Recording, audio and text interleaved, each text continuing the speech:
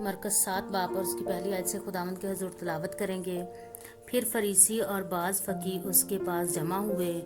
वो यरूशलेम से आए थे और उन्होंने देखा कि उसके बाज़ शागिर्द नापाक यानी बिन धोए हाथों से खाना खाते हैं, क्योंकि फरीसी और सब यहूदी बुजुर्गों की रवायत के मुताबिक जब तक अपने हाथ खूब धो ना लें नहीं खाते, और बाजार से आकर जब तक गुस्ल ना कर लें नहीं खाते, और बहुत सी और बातों के जो उनको पहुंची हैं पाबंद हैं, जैसे प्यालों और लोटों और तांबे के बर्तनों को धोना।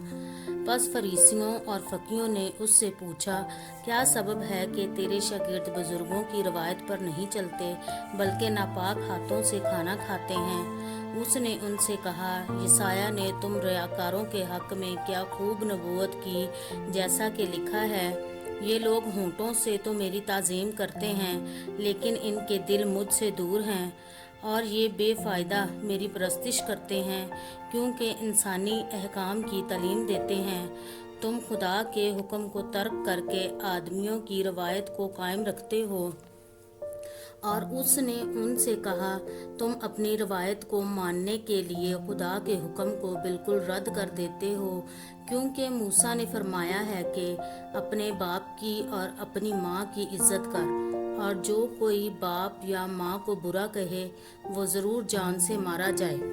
लेकिन तुम कहते हो, अगर कोई बाप या माँ से कहे कि जिस चीज़ का तुझे मुझसे फ़ायदा पहुँच सकता था वो कुर्बान यानी खुदा की नज़र हो चुकी, तो तुम उसे फिर बाप या माँ की कुछ मदद करने नहीं देते।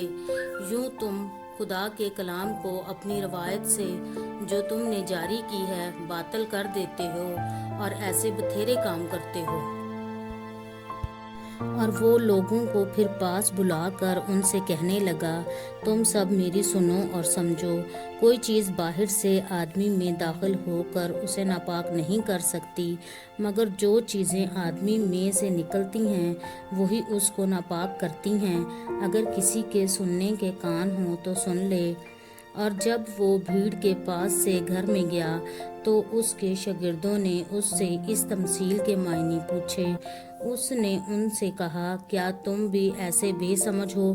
क्या तुम नहीं समझते कि कोई चीज़ जो बाहर से आदमी के अंदर जाती है उसे नापाक नहीं कर सकती, इसलिए कि वो उसके दिल में नहीं बल्कि पेट में जाती है और मज़बला में निकल जाती है। ये कहकर उसने तमाम खाने की चीज़ों को पाक ठहराया।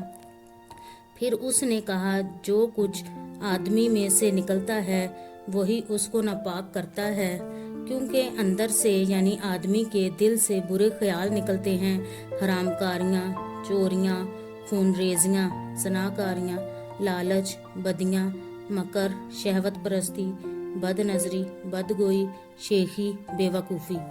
ये सब बुरी बातें अंदर से निकलकर आदमी को नापाक करती हैं। फिर वहाँ से उठकर सूर और सैदा की सरहदों में गया और एक घर में दाखिल हुआ, और ना चाहता था कि कोई जाने, मगर पोशीदा ना रह सका, बल्कि फिलफौर एक औरत जिसकी छोटी बेटी में नापाक रूह थी उसकी खबर सुनकर आई और उसके कदमों पर गिरी। ये औरत यूनानी थी और कौम की सुरोफेनिकी। उसने उससे दरख्वास्त की कि बदरू को उसकी बेटी में से निकाले।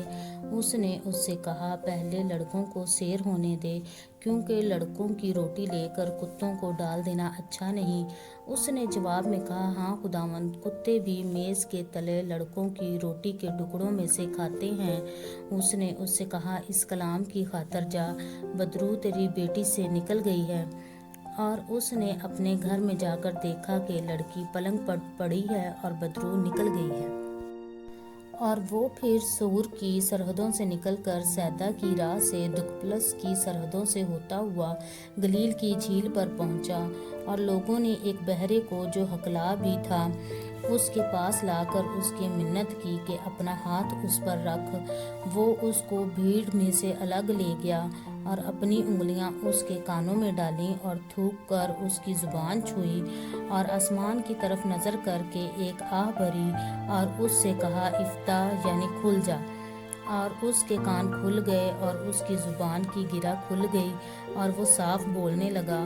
اور اس نے ان کو حکم دیا کہ کسی سے نہ کہنا، لیکن جتنا وہ ان کو حکم دیتا رہا اتنا ہی زیادہ وہ چرچا کرتے رہے، اور انہوں نے نہایت ہی حیران ہو کر کہا، جو کچھ اس نے کیا سب اچھا کیا، وہ بہروں کو سننے کی اور گونگوں کو بولنے کی طاقت دیتا ہے۔ پاک کلام کے پڑھے سنے سمجھے جانے پر خدا ان کی خاص برکت ہو، آمین۔